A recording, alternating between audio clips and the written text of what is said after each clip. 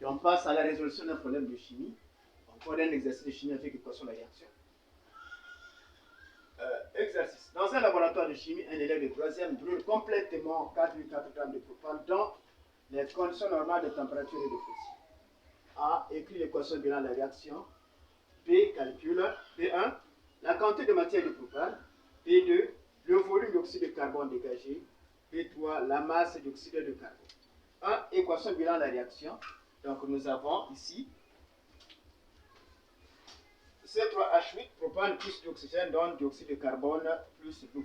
Pour équilibrer le goût de cette équation, on place 1 ici, 5, 3 et 4, comme nous l'avons fait.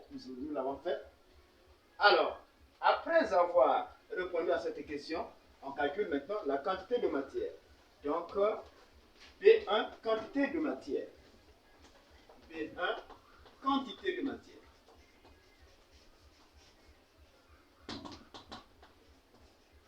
De matière.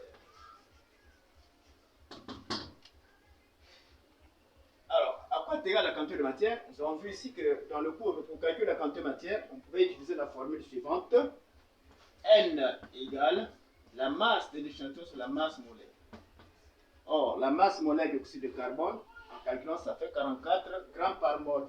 Donc, vous aurez la masse de l'échantillon, c'est 4,4 grammes, divisé par la masse molaire qui est 44 grammes par mol. Et vous trouvez 0,1 mol. Et j'écris 0,1 mol ici, 0,1. Alors, donc la quantité de matière est égale à 0,1. Et nous passons à l'exercice, plutôt à la question suivante. P2, volume du dioxyde de carbone est dégagé. Ici, on a vu que une mole d'un gaz dans des conditions normales, comme nous l'avons signalé ici, occupait un volume de 22,4 litres.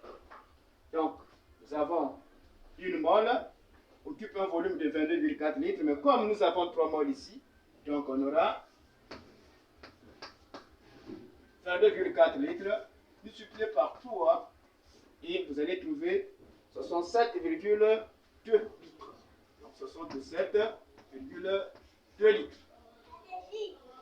Et cela correspond à quelle masse d'oxyde de carbone? Là aussi, on a vu comment on trouve la masse d'une mole. Une mole d'oxyde de carbone, nous l'avons vu ici. Une mole d'oxyde de carbone occupe plutôt à une masse molaire de 44 grammes. Donc c'est la masse molaire du dioxyde de carbone. Mais nous savons combien de moles ici? Nous avons 3 moles d'oxyde de carbone. Donc ce qui donnera 132 grammes. Et nous passons à la question B2. B2. Volume dioxyde de carbone. Volume dioxyde de carbone dégagé. Dioxyde de carbone.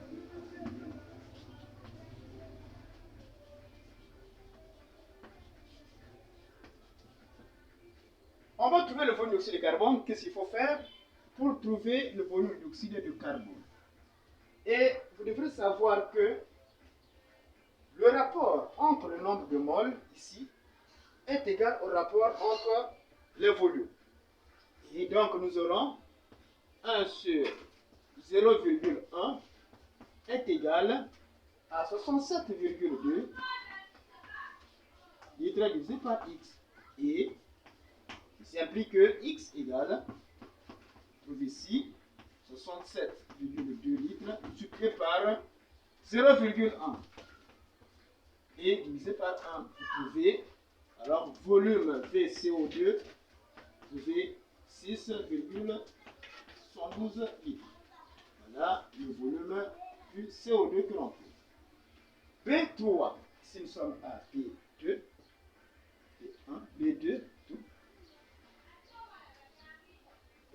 B1 c'était ici, donc B1, et là nous sommes à B2. B3 maintenant,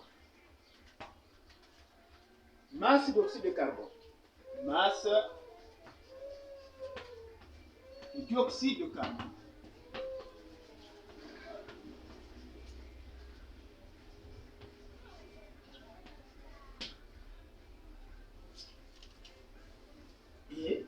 Là aussi, nous aurons toujours 1 sur 0,1 égale à 132 grammes sur X.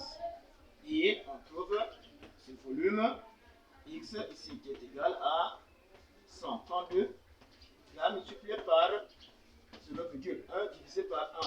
Vous trouvez masse CO2 égale à 13,2 grammes.